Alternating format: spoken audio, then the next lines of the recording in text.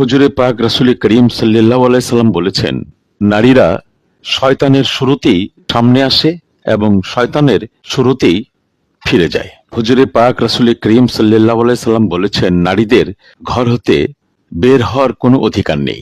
নারীদের বেপর্দা অবস্থায় বাহিরে যাওয়া সম্পূর্ণ নিষিদ্ধ করা হয়েছে, যদি একান্তই নিরুপায় এবং অপারগ না হয়। কারণ বেপর্দা শয়তানি ফিতনার অন্যতম কারণ।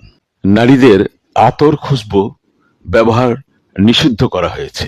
পরপুরুষকে স্পর্শ করা, পরপুরুষের সাথে কথা বলা, পরপুরুষের সাথে দেখা করা নিষিদ্ধ করা হয়েছে। যুবতী মেয়েদের কোনো পরপুরুষকে সালাম করাও জায়েজ নয়। স্বামীর অনুমতি ব্যতীত অন্যের ঘরে প্রবেশ করা যাবে না। নারীকে পুরুষের বেশ ধরা যাবে না, সম্পূর্ণ নিষিদ্ধ ঘোষণা করা হয়েছে। স্বামীর নাম ধরে ডাকা যাবে না, স্বামীর নাফরমানি করা যাবে না। শরীয়ত সম্মত সকল কাজে স্বামীর আনুগত্য করতে হবে। স্বামীর সামর্থ্যের বাইরে খোরপোশ প্রার্থনা করা যাবে না। স্বামীর সাথে তর্ক করা যাবে না। স্বামীর অনুমতি ব্যতীত স্বামীর একটি টাকাও কাউকে দেয়া যাবে না। কারো নিকট স্বামীর বদনাম করা যাবে না। বাহ্যিক চাহিদা এবং বিলাসিতার মোহ ত্যাগ করতে হবে। সংসারের প্রতি আন্তরিকতা থাকতে হবে এবং সর্ব অবস্থায় মহান আল্লাহর শুকরিয়া আদায় করতে হবে। মহান আল্লাহর আনুগত্য দেখাতে হবে।